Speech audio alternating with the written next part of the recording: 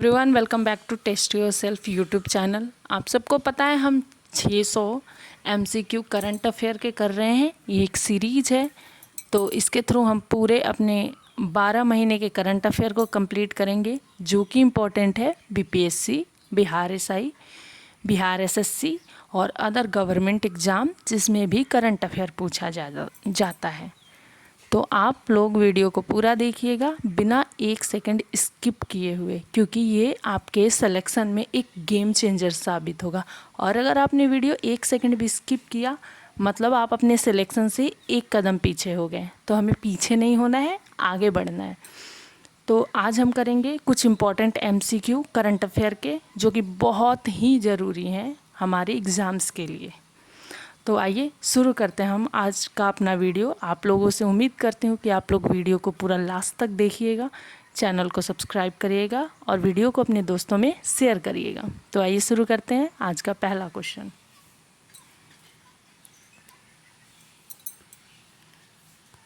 तो हमारा पहला क्वेश्चन है, केंद्र सरकार ने हाल ही में बिहार के उद्योग मंत्री के मखाना बोर्ड के विकास के प्रस्ताव को मंजूरी दी है। क्वेश्चन क्या है कि केंद्र सरकार जो है वो बिहार के उद्योग मंत्री के मखाना बोर्ड के विकास के प्रस्ताव को मंजूरी दे दिया है। इस पहल का प्राथमिक उद्देश्य क्या है? अब बताना है कि इसका प्राथमिक उद्देश्य क्या है। तो पहला ऑप्शन है मखाना प्रसंस्करण और विपणन प्रणाली में सुधार के लिए। ऑप्शन बी, मखाना फसलों की जगह उच्च उपज वाली गेहूं की किस्मों को लगाया जाएगा। ऑप्शन सी, मखाना उत्पादों पर निर्यात शुल्क लगाया जाए। ऑप्शन डी, मखाना की खेती में रासायनिक खादों पर प्रतिबंध लगाया जाए। तो इसका सही उत्तर हो जाएगा ऑप्शन ए, मखाना प्रसंस्करण और विपणन प्रणाली में सुधार किया जाए। इसके लिए केंद्र सरकार ने मखाना बोर्ड के विकास प्रस्ताव को मंजूरी दे दिया है। अगला प्रश्न है, किस राज्य ने विकास मेला 2025 का आयोजन किया है? Option A Madhya Pradesh, option B Karnataka, option C Odisha और ऑप्शन डी झारखंड। तो राज्य विकास मेला का आयोजन किया है ओडिशा ने। ऑप्शन सी ओडिशा होगा। अगला प्रश्न है, हाल ही में एयर इंडिया दुर्घटना के कारण चर्चे में आए बोइंग 787 को आमतौर पर किस नाम से जाना जाता है? Option A dreamliner, option B starliner, option C sky cruiser, option D Airbus. तो इसका सही उत्तर हो जाएगा ऑप्शन ए ड्रीम लाइनर। अगला प्रश्न है, मॉन्ट्रियल कन्वेंशन के तहत हवाई जहाज दुर्घटना के पीड़ितों के परिजन लगभग कितने मुआवजे के हकदार हैं? ऑप्शन ए 50 लाख प्रत्येक को, ऑप्शन बी 1 करोड़ प्रत्येक को, ऑप्शन सी 1.5 करोड़ प्रत्येक को, या फिर ऑप्शन डी 2 करोड़ प्रत्येक को। तो ये सही उत्तर हो जाएगा ऑप्शन सी 1.5 करोड़ प्रत्येक व्यक्ति हकदार है मुआवजे के। अगला प्रश्न है, जैसे यहाँ इसके एडिशनल इन्फॉर्मेशन है कि मॉन्ट्रियल कन्वेंशन संधि के अनुसार एयर इंडिया को विमान दुर्घटना के पीड़ितों के परिजनों को लगभग 1.5 करोड़ रुपये का मुआवजा देना होगा। ये कन्वेंशन कब का था? 1999 का। अगला प्रश्न है, बिहार में हाल ही में घटनाक्रमों के संबंध में निम्नलिखित कथनों पर विचार करें। ऑप्शन ए, बिहार के मुख्यमंत्री ने मुखियाओं के लिए मनरेगा स्वीकृति सीमा बढ़ाकर 10 लाख रुपए करने को मंजूरी दी है। स्टेटमेंट तो मनरेगा के तहत पहले स्वीकृत राशि 5 लाख थी। स्टेटमेंट 3, मुखियाओं का मासिक भत्ता 5,000 से बढ़ाकर 7,500 कर दिया गया है। उपयुक्त कथनों में से कितने सही है? ऑप्शन ए केवल 1, ऑप्शन बी केवल 2, ऑप्शन सी सभी 3, या फिर ऑप्शन डी कोई नहीं। आजकल के एग्ज़ाम में ऐसे ही स्टेटमेंट बेस्ड क्वेश्चन पूछे जाते हैं, तो आप लोगों को इनकी प्रैक्टिस करना ज़रूरी है। और अगर प्रैक्टिस करना है तो हमारे चैनल से जुड़े रहिए। सही उत्तर हो जाएगा ऑप्शन सी। यहाँ पे दिए तीनों के तीनों कथन सही हैं।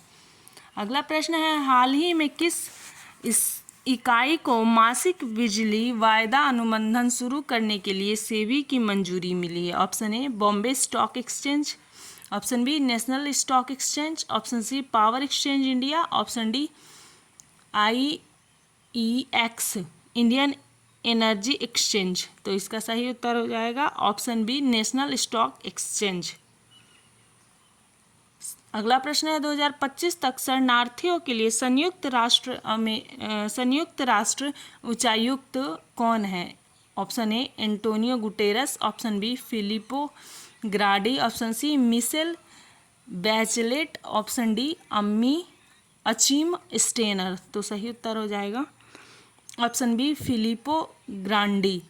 अगला प्रश्न है बहुजन भीम संकल्प समागम किस भारतीय राजनीतिक दल से संबंधित है? Option A Baspa, option B LJP, option C JDU, option D Rajad. सही उत्तर हो जाएगा एलजेपी रामविलास वाले से ये संबंधित है। अगला प्रश्न हाल ही में निम्नलिखित में से किस देश ने विदेशियों से वित्त पोषित एनजीओ और मीडिया को लक्षित करते हुए एक नया विदेशी एजेंट कानून घोषित किया है जिससे अंतर्राष्ट्रीय स्तर पर विरोध प्रदर्शन शुरू हो गया था? ऑप्शन ए चीन, option B Georgia, option C रूस या फिर ऑप्शन डी बेलारूस। तो ये हो जाएगा जॉर्जिया ने ऐसा किया था, ऑप्शन बी जॉर्जिया। अगला प्रश्न है गाजा संघर्ष के लिए संयुक्त राष्ट्र समर्थित युद्ध विराम प्रस्ताव मुख्य रूप से किस देश द्वारा मध्यस्थता किया गया?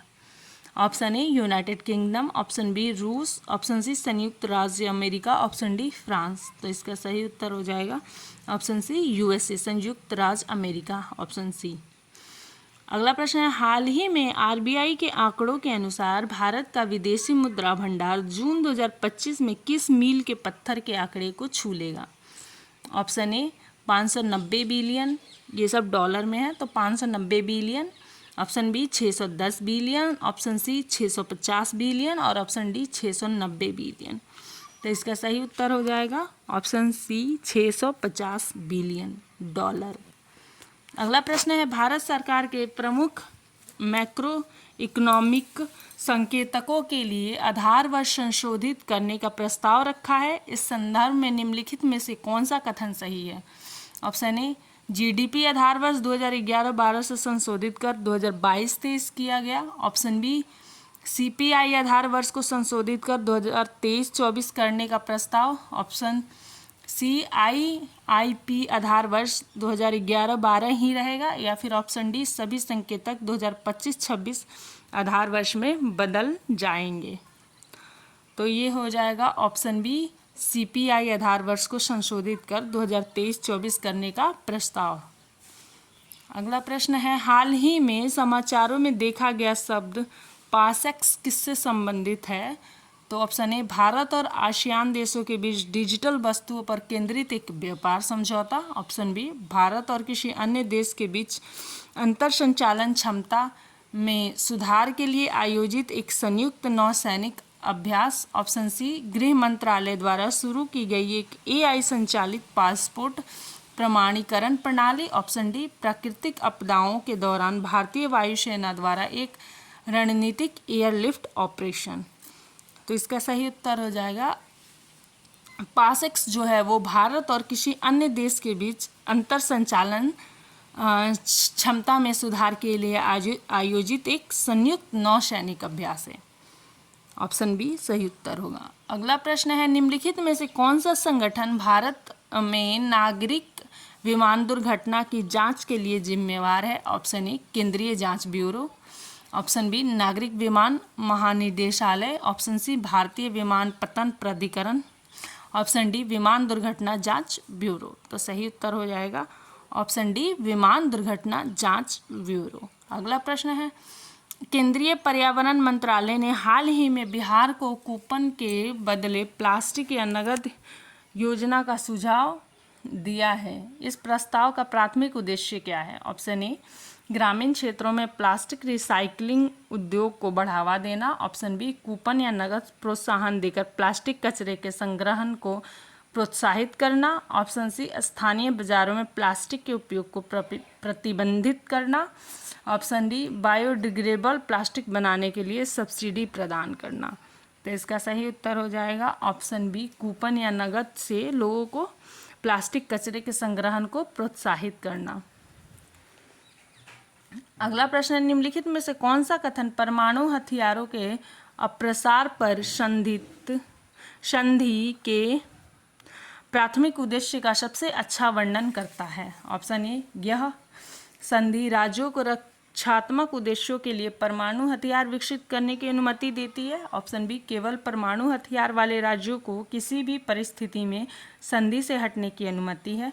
ऑप्शन सी, यह परमाणु हथियारों के प्रसार को रोकने और शांतिपूर्ण परमाणु ऊर्जा को बढ़ावा देने के लिए एक रूपरेखा स्थापित करता है। या फिर ऑप्शन डी, यह सभी हस्ताक्षरकर्ता राज्यों को केवल 3.67% तक यूरेनियम को समृद्ध करने का आदेश देता है।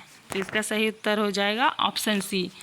ये बेसिकली करता है कि परमाणु हथियार के जो प्रसार हैं उसको रोकता है और परमाणु ऊर्जा को शांतिपूर्ण तरीके से बढ़ावा देने में एक रूपरेखा स्थापित करता है। तो ऑप्शन सी सही उत्तर होगा।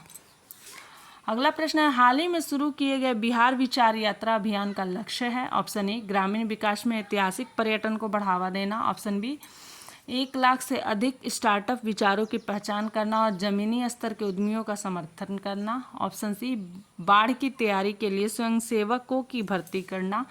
ऑप्शन डी, आधुनिक कृषि तकनीकों में प्रशिक्षण प्रदान करना। तो इसका सही उत्तर हो जाएगा बिहार विचार यात्रा जो है वो 1 लाख से अधिक स्टार्टअप विचारों के पहचान करना और उन उद्यमियों को जमीन स्तर से समर्थन करना। ऑप्शन बी सही उत्तर होगा। अगला प्रश्न है, इजराइल निम्नलिखित में से किस देश के साथ अपनी सीमा साझा करता है। Option A, Jordan. Option B, मिस्र। Option C, Syria. या फिर ऑप्शन डी, उपयुक्त सभी। तो इजराइल जो है वो जॉर्डन के साथ भी, मिस्र के साथ भी और सीरिया के साथ भी, तीनों के साथ अपनी सीमा साझा करते हैं, यानी कि उपयुक्त सभी सही उत्तर होगा ऑप्शन डी। अगला प्रश्न है, हाल ही में इजरायली हमले में मारे गए ईरानी सैन्य प्रमुख का नाम क्या था। Option A, Ali Sadmani. Option B, Noor Alam. Option C, Sheikh Mohammed. और ऑप्शन डी, फतह अली। आप लोग भी इस क्वेश्चन का आंसर कमेंट बॉक्स में देने की कोशिश करिएगा। वैसे इसका सही आंसर जो होगा वो हो जाएगा अली सादमानी, ऑप्शन ए। अगला प्रश्न है, निम्नलिखित में से किसे ईरान की सबसे बड़ी यूरेनियम संवर्धन सुविधा के रूप में मान्यता प्राप्त है। Option A, Arak heavy water reactor. Option B, Bushehr परमाणु ऊर्जा संयंत्र। ऑप्शन सी, नतांज परमाणु सुविधा। और ऑप्शन डी, फोर्डे ईंधन संवर्धन संयंत्र। तो इसका सही हो जाएगा ऑप्शन सी, नतांज परमाणु सुविधा। अगला प्रश्न है, हाल ही में इजराइल ईरान युद्ध में ईरान द्वारा इजराइल के ऊपर निम्नलिखित में से कौन सी हाइपरसोनिक मिसाइल लॉन्च की गई थी। Option A, Safaq. Option B, Azarakhsh. Option C, Fajr F-3 और ऑप्शन डी, खैबर सेकेन। तो इसका सही उत्तर हो जाएगा ऑप्शन डी, खैबर सेकेन। जो हाइपरसोनिक मिसाइल है वो इजराइल के द्वारा, ईरान के द्वारा इजराइल के ऊपर लॉन्च किया गया था। अगला प्रश्न है, इसरो भारतीय कॉफ़ी बोर्ड के साथ सहयोग कर रहा है। इस सहयोग का प्राथमिक उद्देश्य क्या है। इसरो जो है वो भारतीय कॉफ़ी बोर्ड के साथ सहयोग कर रहा है। अब पूछा जा रहा है कि जो ये सहयोग कर रहा है इसका उद्देश्य क्या है। तो हमारे ऑप्शन है, ऑप्शन ए, अंतर्राष्ट्रीय व्यापार अनुपालन के लिए कॉफ़ी बागानों के कार्बन पदचिह्न और पृथक्करण क्षमता को मापना। ऑप्शन बी, जलवायु परिवर्तन के प्रति प्रतिरोधी नई कॉफ़ी किस्मों का विकास करना। ऑप्शन सी, अंतरिक्ष मिशनों में कॉफ़ी की खपत को बढ़ावा देना। और ऑप्शन डी, उन्नत कॉफ़ी बीन कटाई के लिए उपग्रह प्रौद्योगिकी का उपयोग करना। तो सही उत्तर हो जाएगा ऑप्शन ए, अंतर्राष्ट्रीय व्यापार अनुपालन के लिए कॉफ़ी बागानों के कार्बन पदचिह्न और पृथक्करण क्षमता को मापना। इसमें इसरो सहयोग कर रहा है कॉफ़ी बोर्ड का। अगला प्रश्न है, बिहार ने हाल ही में शहरी स्थानीय निकाय चुनाव के संबंध में पहल के लिए सुर्खियां बटोरी है। निम्नलिखित में से कौन सा कथन इस विकास का सटीक वर्णन करता है। ऑप्शन ए, बिहार शहरी चुनाव के लिए अनिवार्य पेपर बैलेट प्रणाली लागू करने वाला भारत का पहला राज्य बन गया है। ऑप्शन बी, बिहार ने अपनी शहरी स्थानीय निकाय उपचुनाव के लिए एंड्रॉयड मोबाइल एप्लीकेशन का उपकरण करके ब्लॉकचेन आधारित ई वोटिंग प्रणाली शुरू की है। ऐसा करने वाला वह पहला राज्य बन गया है।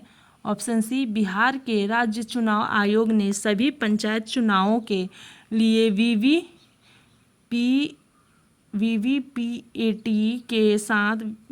के साथ ईवीएम के उपयोग को अनिवार्य कर दिया है, या फिर ऑप्शन डी, बिहार ने बायोमेट्रिक वोटिंग के लिए एक पायलट प्रोजेक्ट शुरू किया है। तो इसका सही उत्तर होगा ऑप्शन बी, बिहार ने अपने शहरी स्थानीय निकाय चुनावों के लिए एंड्रॉयड मोबाइल आधारित एप्लीकेशन का उपयोग करके ब्लॉकचेन आधारित ई वोटिंग प्रणाली शुरू की है। ऐसा करने वाला वह पहला राज्य बन गया है। और इसमें ई वोटिंग के थ्रू पहला वोट करने वाली एक महिला है जो कि इस चंपारण की है। तो आप लोग कमेंट में बताइएगा कि उनका नाम क्या है। हमारा आंसर हो जाएगा बी। चलते हैं अगले प्रश्न पे। अगला प्रश्न है, केंद्रीय स्वास्थ्य मंत्रालय रक्त बैंक प्रबंधन और रक्त उपलब्धता की जानकारी के लिए देश की दुर्लभ दाता रजिस्ट्री को किस राष्ट्रीय ऑनलाइन प्लेटफॉर्म के साथ एकीकृत करना चाहता है? ऑप्शन ए ई स्वास्थ्य, ऑप्शन बी ई रक्षक, ऑप्शन सी ई रक्त कोष, ऑप्शन डी ई जीवन। तो सही उत्तर हो जाएगा ऑप्शन सी, ई रक्त कोष के साथ ये एकीकृत करना चाह रहा है। अगला प्रश्न है, श्री राम बहादुर राय को हाल ही में किस क्षेत्र में उनकी उत्कृष्ट सेवा के लिए पद्म भूषण से सम्मानित किया गया? ऑप्शन ए कला और संस्कृति, ऑप्शन बी समाज सेवा, ऑप्शन सी पत्रकारिता, या फिर ऑप्शन डी सार्वजनिक मामले। तो सही उत्तर हो जाएगा ऑप्शन सी, पत्रकारिता के क्षेत्र में मिला है। श्री राम बहादुर राय को पद्म भूषण मिला है। तो आज का ये था हमारा क्वेश्चन। हमारे 600 MCQ करंट अफेयर के MCQ सीरीज का ये भी एक पार्ट था। आपने वीडियो को पूरा देखा, इसके लिए आपका बहुत बहुत धन्यवाद। आप अपने दोस्तों के साथ भी शेयर करिए और ऐसे ही हर वीडियो को एंड तक देखिएगा, क्योंकि वीडियो छोड़ना मतलब सिलेक्शन छोड़ना, और अगर आप पढ़ाई कर रहे हो तो सिलेक्शन छोड़ने का कोई मतलब नहीं बनता है। अपने चैनल को सब्सक्राइब भी करिएगा, हमें सपोर्ट करिए, थोड़ा ज़रूरत है सपोर्ट की हमें। तो हम ऐसे ही अपने सारे सब्जेक्ट के सीरीज़ को जल्दी ही कंप्लीट करवाएंगे। 71वें BPSC के लिए ये बहुत ही ज़रूरी है, तो पूरे वीडियो को एंड तक देखा करिए। हमारे चैनल को सब्सक्राइब करना मत भूलिएगा। Thank you so much. जय हिंद।